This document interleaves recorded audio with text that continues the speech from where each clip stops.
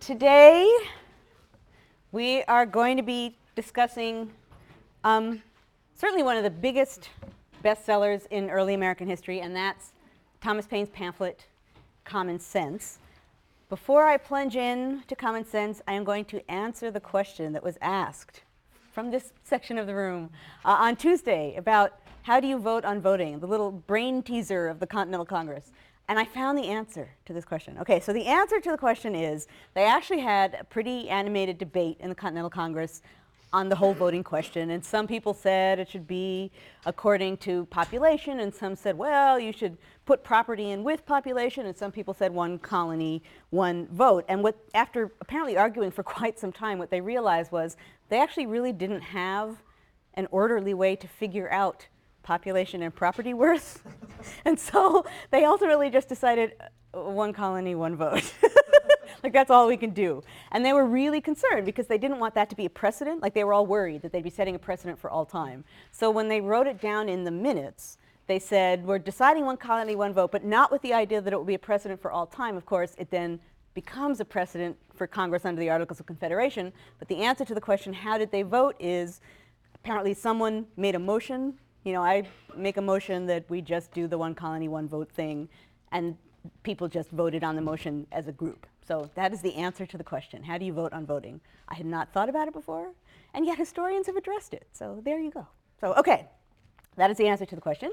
On to Common Sense, which really, truly, unquestionably was a bestseller. It actually sold over 120,000 copies in its first few months in print. And a little bit later in the lecture, I'm going to give you a sense of how that compares with how some other things might have sold in this time period. You'll really get a sense of what kind of a bestseller this was. And certainly, many scholars consider it to be the most brilliant political pamphlet of the Revolution, not necessarily for the subtlety of its argument, but certainly for the way in which it's argued. And I'll talk more about that in the course of the lecture. So what we're going to be looking at is the pamphlet itself and what specifically made it so remarkable. And then we're also going to look some at its author, Thomas Paine, who he was and how he came to produce this influential pamphlet. But I actually want to begin with something that I just, in my head when I think about Thomas Paine, I think about this, so I feel like I can't start this lecture without discussing it. And that has to do with the death of Thomas Paine, or actually, to be more accurate, the body of Thomas Paine. Okay, it's one of the sad ironies of history that this person who all through this lecture I'm going to be talking about the great influence of this pamphlet, had this great influence throughout the Revolution, and he actually died pretty much poor and not very much liked by Americans of all political stripes, more having to do with his politics later in his life than what he was doing during the Revolution. But he was not a happy camper in the years of his death. But the most horrifying thing about Paine's death has to do with the question of his body. Okay, so Paine first asked about being buried in a Quaker cemetery. And the Quakers weren't very excited about that because they were not really hoping to have that cemetery become a tourist attraction, so that didn't work. So he basically ended up, at first, being buried on his small farm in upstate New York. A few years later, a newspaper editor named William Cobbett decided that what he was going to do was disinter the body and take it back to England. And then in England, they would set up a memorial to Thomas Paine. This was his plan.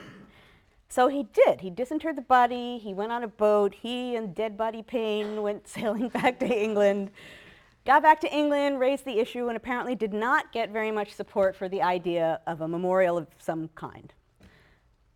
At this point, it gets a little sad. Okay, so not knowing what else to do, and why at this point he didn't think to bury him someplace else, I don't know. But apparently he had the bones put in a trunk and kept them on his farm for a while. Okay, so body of Paine sitting on his farm in England. Then he died, Mr. Cobbett died, and the trunk and Paine was passed on to his son. And then his son, I guess, went into debt in some way, and his belongings began to get auctioned off, and the person doing the auctioning didn't want to have anything to do with auctioning off a body. He's like, I've never auctioned off a body before. I don't want anything to do with this. And basically, Paine's corpse disappeared. We really do not know where Thomas Paine is. I mean, truly, like, there was a trunk, and it had Paine in it, and then it vanished. And I went searching today before I gave this lecture, trying to figure out, like, okay, maybe there's been a recent development in the search for Thomas Paine, the corpse. And no, actually, although I did discover that in 2001, there was a society that wanted to create some kind of memorial here in America, and they decided they were going to try to trace the body. So they set out trying to trace the body. What they found was all over the world are people who claim to have a piece of Thomas Paine, right? Well, his skull might be in Australia, but his leg, that might be in England. So the sort of horrifying end to Thomas Paine is his body disappeared, and perhaps little pieces of Thomas Paine are floating around as little relics all over the world. So that's Paine's sort of weird ending. It's certainly not the kind of ending that you would wish for the person who has written the pamphlet we're going to be talking about today. And weird, given that, you know, what he ended up writing was so influential and so different from much of what was being written at this time. Now, as I said at the outset, it's not the great subtleties of its argument that made it stand out.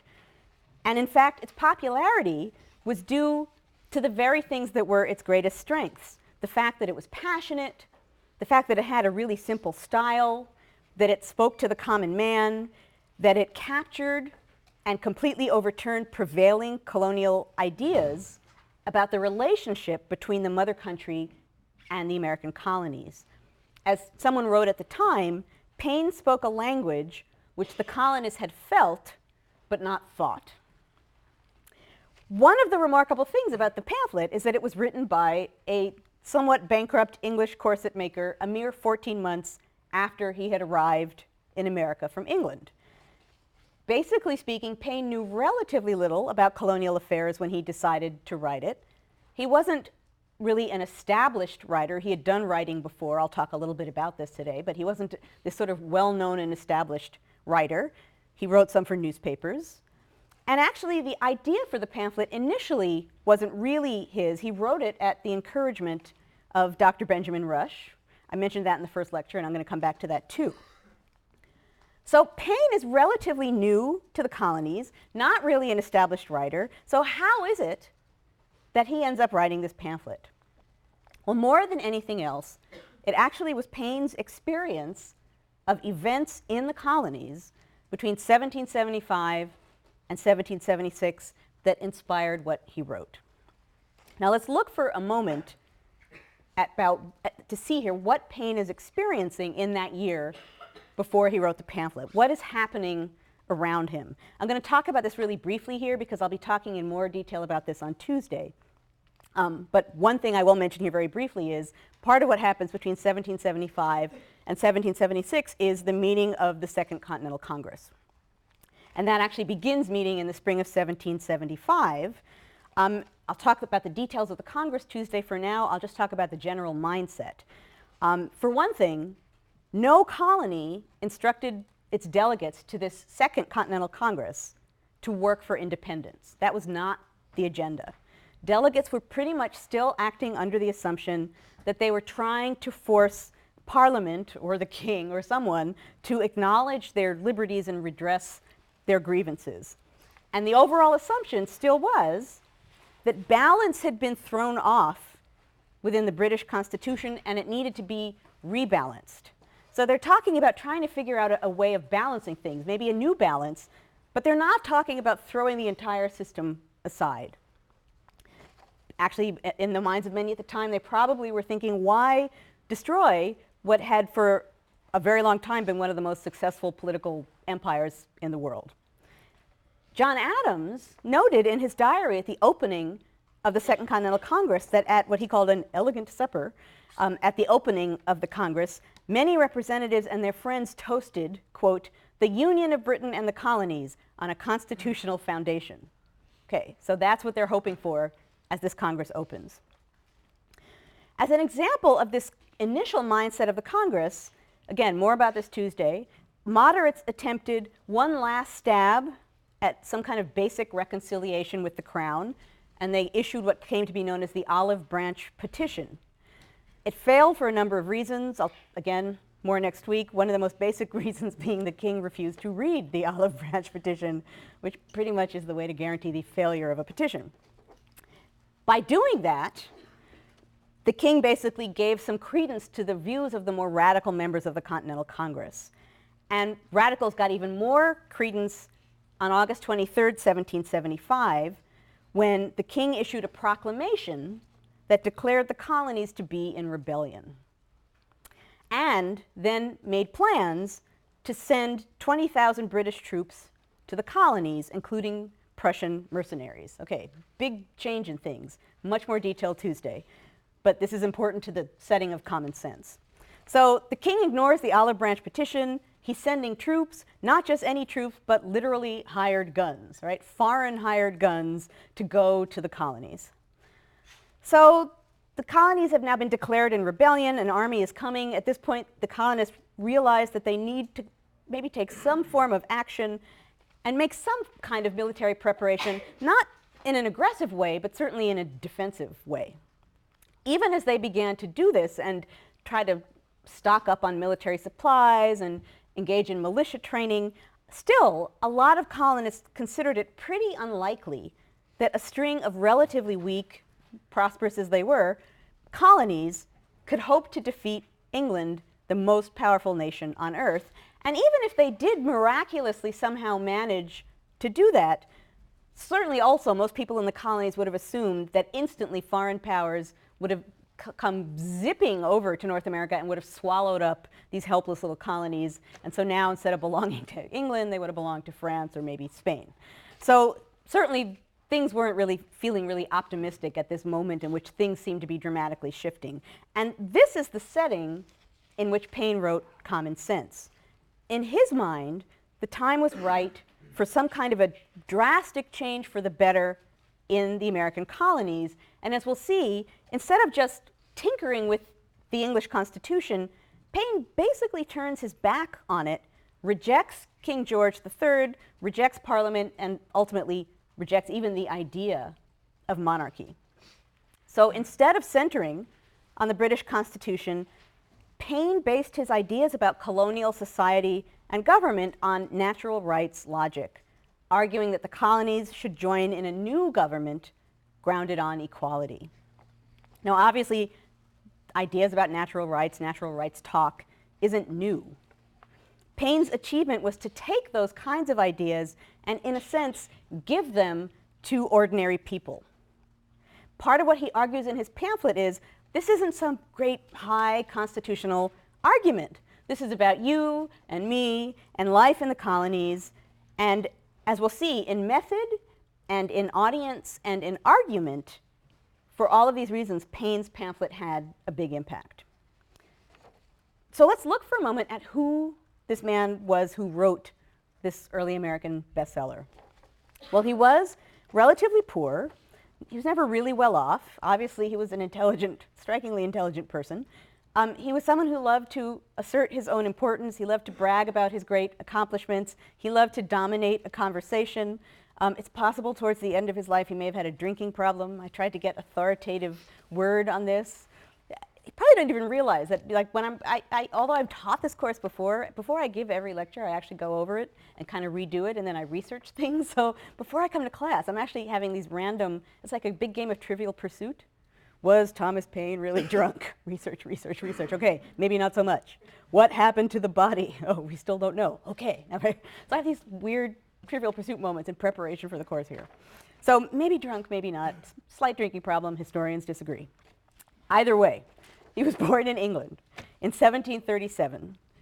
Supposedly, the cottage that he was born in was literally in the shadow of a place of execution. So the dark hand of the state was looming over the cottage of Thomas Paine. He was born poor. His father was a staymaker. Paine did go to grammar school, and he liked learning, but at the age of 12, he was pulled out to be apprenticed to his father. As a young man, he had a number of different trades. None of them were enormously successful.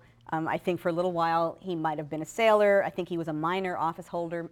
I think he was an excise man in England for a little while. In his spare time, he liked to go to public lectures in London, and that's where he met men like Benjamin Franklin. And Franklin ultimately proved important to Paine because Paine ended up doing what a lot of sort of vaguely rootless people in England might have decided to do, he decided to try his luck in the American colonies, where there seemed to be some opportunity for self-promotion, for sort of making something of yourself. But before setting off, Paine did an intelligent thing, and that is he made an appointment with Franklin, and Franklin did an important thing. He wrote a letter of recommendation for Paine. And a letter of recommendation in this period was kind of a magical thing, because if you think about it, I mean, unlike now where there are 5 million ways in which we all can check on each other, there really weren't ways in which one person knew anything about a stranger or could verify or check on who some complete stranger was. There's a reason why the early 19th century is the age of the con man, right? It's really easy for someone to drift into town, claim to be somebody, no one has a way of checking, and then the person can drift out taking various amounts of money and belongings with him. So letters of recommendation were kind of magical because basically they represented one person vouching their reputation for another. The person who wrote it said, I'm writing this letter for Mr. Paine, Mr. Franklin, I'm writing for Mr. Paine, and I'm introducing him to your attention and wish that you will introduce yourself to him and show him around Philadelphia. Seemingly a basic statement, but Franklin was basically saying, here's my reputation, I'm vouching for this guy. So you can get to know him, you can trust him because I'm recommending him. So it was a smart move on Paine's part. It was a nice thing for Franklin to do. And in the letter that Franklin wrote, he referred Paine to his son-in-law, Richard Bache, in Philadelphia. So Paine arrived in America in late 1774, but apparently the whole overseas passage was pretty horrible, so he was pretty much out of commission until January 1775. And at that point, when he was up and about, Bache offered to introduce him into the local literary and political scene. Now, what happened next is a really good case for the importance of serendipity and the importance of bookstores. Okay, so Paine liked to hang out in this one local bookstore. Apparently, he went there every day. Right? That's the local literary scene, the bookstore. And he befriended the owner of the bookstore, and the owner eventually invited Paine to be the editor of a new journal that he wanted to start that he was calling the Pennsylvania Magazine. So Paine wrote for the Pennsylvania Magazine for a while, and he wrote a bunch of different kinds of things. He wrote fiction, he wrote essays, he wrote social commentary. As an example, he wrote a piece on British cruelty in the East Indies, in Africa, and against Native Americans, writing, quote, "When I reflect on these examples of cruelty, I hesitate not for a moment to believe that the Almighty will finally separate America from Britain. Call it independence or what you will, if it is the cause of God and humanity, it will go on." Now, considering, I'm going to talk a little bit more about the fact that people aren't really talking about independence at this point, so that's a pretty bold statement before common sense. Now, one thing was noticeable about Paine's writings, and that is that when they seem to strike at issues of American liberty, even indirectly, even seemingly through metaphor, as in one essay that talked about British domination of India, but everybody assumed India must really be the North American colonies. Whenever he was referencing any of that sort of thing, sales jumped. Everyone wanted to read those essays. And ultimately, it was some of those essays that brought Paine to the attention of Benjamin Rush. Rush went to that same bookstore, the magical bookstore, the center of Paine's life. He happened to meet Paine at that same bookstore. So the moral is it's a good thing to hang out in bookstores. And through their conversations, Rush later wrote that at the time, he observed that, quote, Paine had realized the independence of the American colonies upon Great Britain, even at that time, and that he considered the measure as necessary to bring the war to a speedy and successful issue. So he meets Paine, and one of the things he notices is, well, this guy's already kind of thinking about independence. Paine himself later wrote about his opinion of the colonies upon his arrival, and he said that the thing that most struck him was how loyal the colonists were to Great Britain. And this is Paine's words here. "I found the disposition of the people such that they might have been led by a thread and governed by a reed. Their suspicion was quick and penetrating, but their attachment to Britain was obstinate, and it was at that time a kind of treason to speak against it. They disliked the ministry, but they esteemed the nation." I think that's a really important point. They disliked the ministry, but they esteemed the nation. Their idea of grievance operated without resentment, and their single object was reconciliation. I viewed the dispute as a kind of lawsuit. I suppose the parties would find a way either to decide or settle it, I had not thoughts of independence or of arms. The world could not then have persuaded me that I should be either a soldier or an author.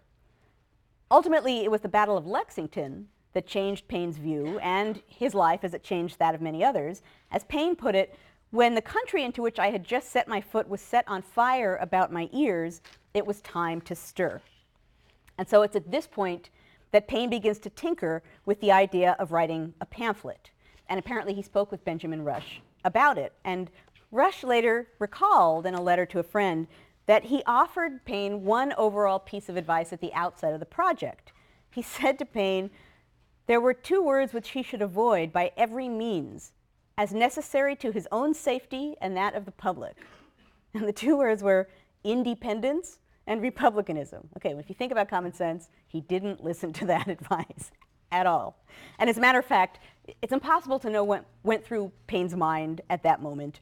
He knew the colonies were, as he put it, on fire. He knew that popular sentiment was building even against the king. But knowing his personality, it's entirely possible that if Rush said to him, "Whatever you do, don't mention independence," that Paine's reaction might have been, "Well, that's at the center of it, isn't it?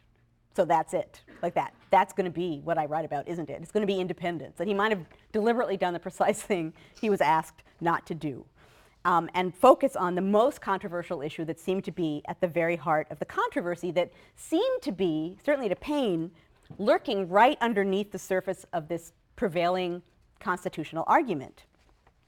So Paine wrote the pamphlet. He read parts of it to Rush, as he did, and Common Sense is published in January 1776. And I did state correctly earlier that he wanted to call it Plain Truth, and Benjamin Rush thought Common Sense was a better title, and I agree with Benjamin Rush. I like Common Sense better. The pamphlet, the main argument of the pamphlet, did three things. So number one, it basically refuted the prevailing ideas against independence. It went one step further and demonstrated the necessity of independence and how possible it was. And it demonstrated the stupidity and utter uselessness not only of the English monarchy, but just of monarchies generally. This is a radical message, and it was written in a radically simple style aimed at being accessible to a broad audience. This was all the more radical given that American independence had not really been seriously discussed by the great majority of colonists, with the exception of some extreme radicals who I've been mentioning now and again in lectures. So let's look for just a minute at how Paine went through the three parts of his argument. And in a sense, there's three parts of his argument, and the pamphlet itself has three sections. And the first section of the pamphlet centers on getting people past this ongoing constitutional argument about the proper relationship between the colonies and the mother country. And to accomplish this, Paine did something amazingly bold. He just tossed aside the entire idea of focusing on the English Constitution as the context for determining the fate of America. And rather than going on and on and on with this same constitutional debate, he began his pamphlet with an attack not only against King George, but also against the entire idea of monarchy. And he had a couple strategic reasons for choosing to do this. First, the crown was the last remaining emotional and political link that was really tying the colonies to the mother country. By this point, the colonists had lost faith in Parliament. So Paine certainly knew that if he could strike at this last linchpin of colonial sentiment, he could advance the cause of independence. Second, if Paine could destroy the legitimacy not only of King George, but also of the idea of monarchy overall, then the English Constitution's legitimacy would suffer as well, once again, hopefully, opening the way for independence. And then third, I think equally important, rhetorically, Paine had a really good writer's sense of pacing. And he knew that if he opened this pamphlet with this really dramatic challenge to all of the prevailing assumptions about government, and if he turned all of these assumptions on their head, he would pull readers into his pamphlet and into his argument immediately and hold them there for the center of his argument, which was the second section of the pamphlet, and that is really the part that focuses on independence. Independence at this point was a topic that people didn't discuss openly. They didn't talk about it in public. If discussed at all, it was discussed privately among friends, because basically it amounted to treason. Paine's dramatic introduction opened the way for him to introduce this really controversial topic. If the English Constitution lacked legitimacy, well, what next? And his answer obviously is, well, independence, the obvious solution. Which then brings us to the third section of the pamphlet, and that is the future. Paine concludes the pamphlet by discussing just what Americans could institute to replace the English Constitution, like what kind of government they might be able to construct to replace what they were stripping away. Now, throughout his work, Paine hammered away at old ideas and propounded new ones. He argued that America was distinct from England, that it was multicultural, that it actually was more the child of Europe than the child of England. He promoted American commerce. He promoted social mobility. He praised the innocence of the New World as compared with the corruption and decadence of the Old World. He struck at the trappings of monarchy, things like hereditary privilege and court intrigue. He was an individualist, arguing that society was made of individuals who should all be able to strive for their own good. He wasn't arguing that families or patron-client relationships should define society any longer. He depicted government as a kind of necessary evil that was prone to create bureaucracies and privilege. As he put it, government, like dress, is the badge of lost innocence. So it's the price we pay for being flawed beings. And he seemed to speak of an American millennium, speaking of America as God's chosen people. Paine argued that America's success was linked to the success of all humankind, that the American colonists could launch a worldwide democratic revolution. And as he put it, I'll quote it again, but I think maybe it was the first lecture that I quoted this as my sort of random inspirational sentences from random guy from the 18th century. This is where this comes from. It's the statement about beginning the world anew. We have every opportunity and every encouragement before us to form the noblest, purest constitution on the face of the earth. We have it in our power to begin the world over again. The birthday of a new world is at hand. It's like millennial talk there. The power of the pamphlet wasn't just in its argument or in specific points of argument, but rather it was in the way that it reversed prevailing assumptions. Paine forced readers to consider a whole new way of looking at the impending crisis and actually at the entire imperial system. He laid bare assumptions that had led colonists to resist independence, and then by exposing these biases and holding them up to scorn, he forced people to think beyond what they had thought before. So basically, the old paradigm had been liberty can survive among brutal and self-interested men only through a balance of institutionalized forces, so no one can monopolize the power of the state and rule without opposition. So monarchy, nobility, and the people have an equal right to share in the struggle for power. Complexity in government in this sense is a good thing. Simplicity allows for monopolization. Well, Paine argues complexity is not a virtue in government. It simply makes it impossible to tell who is at fault. Paine charged that the complexity of the British government was designed to serve the monarchy and the nobility, that the king did nothing but wage war and hand out gifts to his followers, and that this entire idea of British constitutional institutional balance was a fraud. Now, the boldness of this message becomes clearer when you compare it with some other pamphlets of the time, many of which were aimed at exploring difficult questions, right, constitutional issues, and then coming up with recommendations. Common sense isn't about exploring difficult constitutional questions. It aimed to, quote, tear the world apart. This pamphlet did not have the kind of rational tone and lawyerly precise logic and high scholarship that you see floating through a lot of the other pamphlets of this period. And the tone was part of why the pamphlet ended up being so effective. Paine didn't use legal arguments. He didn't invoke legal authorities. He assumed that his readers would have some kind of limited knowledge of the Bible. He didn't use a lot of Latin, and if he did use Latin, he tended to follow it up with an English translation. He used really straightforward syntax, a really simple vocabulary. As he himself explained it, as is my design to make those that can scarcely read understand, I shall therefore avoid every literary ornament and put it in language as plain as the alphabet.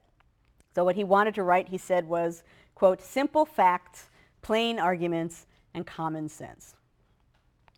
Sometimes it was Paine's irreverence in comparison with other pamphlet writers that made his writing seem so effective. So, for example, writing about the origins of the English monarchy in William the Conqueror, Paine wrote, "No man in his senses can say that their claim under William the Conqueror is a very honorable one.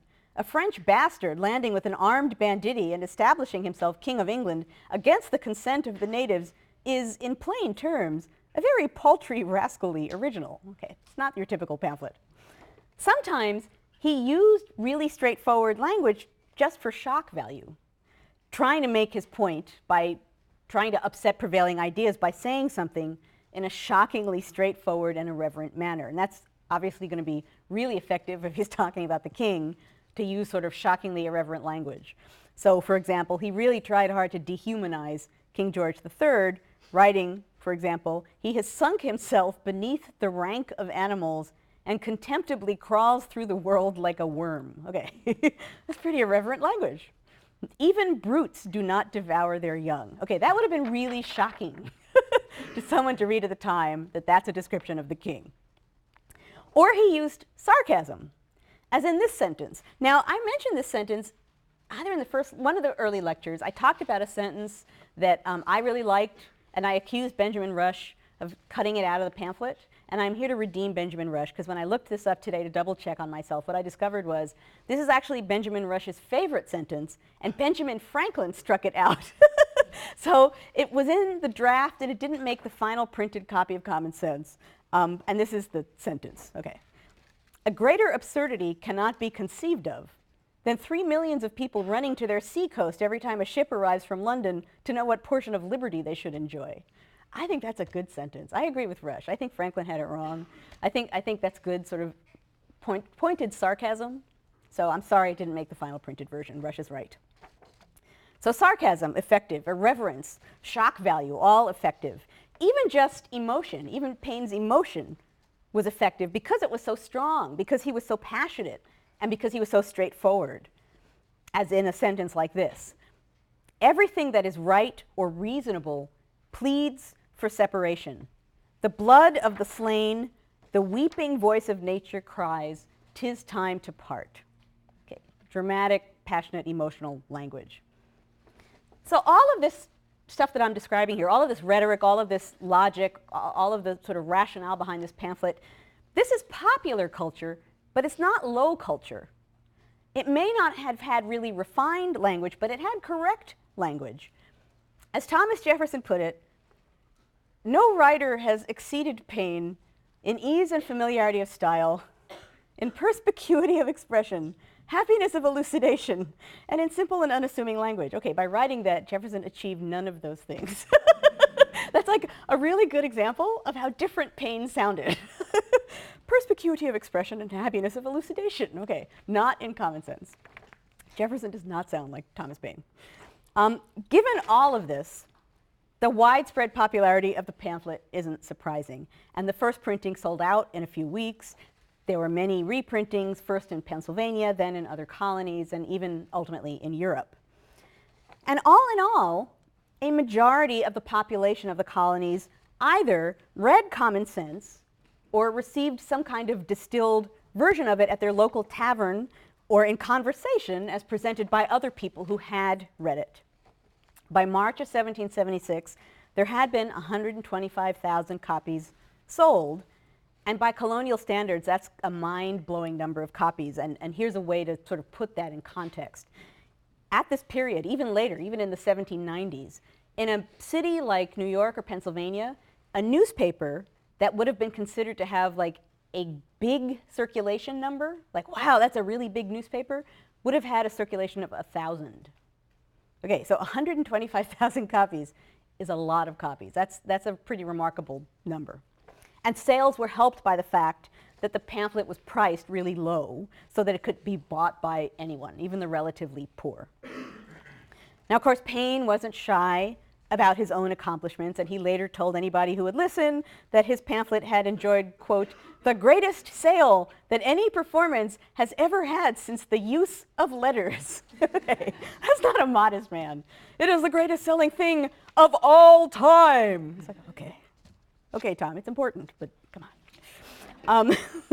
Now, of course, not everybody cheered with the publication of Common Sense. There were many people who were enraged at what it dared to say about the English monarch, about the British Constitution, about independence. I mean, who was this guy anyway, right? Who was he to promote independence? As Samuel Adams put it, with actually unusual understatement for Samuel Adams, he said the pamphlet, quote, has fretted some folks here more than a little. It upset a lot of people. More direct criticism was issued by an English gentleman traveling in Virginia. In his diary, he wrote, a pamphlet called Common Sense makes a great noise, one of the vilest things that ever was published to the world, full of false representations, lies, calumny, and treason. Now, you may be surprised to hear that John Adams, ultimately a leading proponent of independence, did not like Common Sense. John Adams did not like the pamphlet. It wasn't because of the first two parts, right? He's all for questioning the British Constitution. He's all for independence. That's fine. But what really got Adams was the third section of the pamphlet, the section about, like, what kind of government might we be able to create in the absence of the British Constitution. This made Adams crazy. Because to Adams and to many others at the time, good lawmakers were supposed to always be practical thinkers, and they were supposed to be realistic about what a society could achieve. They were supposed to think about the realities of a society and then what would be politically possible, and this is not what he thought Paine was doing. He thought Paine was sort of blue sky, unrealistic, tossings off about possibilities without thinking really hard about probabilities. So this is John Adams' summary of Common Sense. This is true John Adams. Okay. Common Sense, quote, a poor, ignorant, malicious, short-sighted, crapulous mass. Okay, that's John Adams' opinion of Common Sense. I have to add here, for no reason except that when I was writing this, I thought of it, and then this is my excuse to mention it in a lecture, and so I will. How many of you here have read Plato's Republic? Some of you have read Plato's Republic, okay. John Adams really did not like Plato's Republic either, and for the same reasons, right? He thought Plato was irresponsible. He hated Plato's Republic. Jefferson was not a big fan either. He thought that, actually both of them thought that Plato was sort of vaporing about political ideals and not really thinking about realistic application to real people. So to these guys at this time, the real challenge of what they're doing is to match ideals and realities, and they didn't think Plato was doing that at all. So this is what Adams first had to say about Plato's Republic. While wading through the whimsies, the puerilities, and unintelligible jargon of this work, I laid it down often to ask myself how it could have been that the world should have so long consented to give reputation to such nonsense as this. Okay, he really doesn't like Plato's Republic. But he also just didn't like Plato. So overall, he said, he talks about how he read all of Plato's works. And he talks about how he had, 3 Latin dictionaries and a German one and a French one just in case. And he worked his way through. And he said he learned only 2 things from all of Plato's work. He learned, number 1, that Benjamin Franklin stole an idea from Plato. Didn't give him credit. And number 2, he learned that sneezing is a cure for the hiccups. And he said, quote, accordingly, I have cured myself and all my friends of that provoking disorder for 30 years with a pinch of snuff. Okay, that's Plato to John Adams. That's it. So I just love that. I love that. That's John Adams at his best. Okay, so away from Plato, back to Common Sense. For many people, Common Sense was kind of a conversion experience. And there were fence sitters who maybe might have had the makings of a radical, and in reading the pamphlet or hearing of the pamphlet, they actually were radicalized by it. It was talked of everywhere. As Rush put it, its effects were sudden and extensive upon the American mind. It was read by public men, it was repeated in clubs, spouted in schools, and in one instance, delivered from the pulpit instead of a sermon by a clergyman in Connecticut. It's a Connecticut moment. I'm always happy when we have like little Connecticut or Yale moments. It was talked about everywhere. Its rhetoric was so powerful that for many, it inspired them to stand back, examine their situation, and really loathe Britain for the first time. Like, oh, I've never thought of loathing Britain before, but yet now I am. As George Washington wrote, common sense was working a wonderful change in the minds of many men. In the end, regardless of whether one agreed or not with his argument, Paine's pamphlet did one fundamentally important thing. He focused the prevailing colonial political conversation on independence. He lifted the argument above constitutional reckoning. He inspired others to write about the topic as well, sometimes for independence, sometimes against, but independence became now the topic to discuss.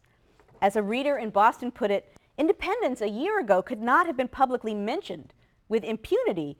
Nothing else is now talked of, and I know not what can be done by Great Britain to prevent it. Now, Paine was all too happy to remind anyone who would listen about the significance of his pamphlet. He considered it his lifetime achievement. He wanted his tombstone to read, Thomas Paine, author of Common Sense. Of course, that was assuming he was going to have a tombstone, which he didn't. The poor guy. I didn't think of that till the second. Oh, bad irony. He said that regardless of whatever form he took in the afterlife, he would always know he had written Common Sense. Okay, but did Common Sense cause independence? Okay, Paine clearly would have loved to tell you that it did. That's the kind of conclusion you really can't make. But clearly you can say it was so powerful, so widely read, so controversial, that it shattered much of the psychological resistance to the idea of independence. And also, on a more social level, Common Sense invited an entire range of people into the political conversation that in some ways hadn't really been included before, just by deliberately making this pamphlet available to as broad an audience as possible. And his message, in a sense, was fundamentally democratizing as well. Paine preached that any people can deliberate and decide how they are to be governed, and then they can act on that choice.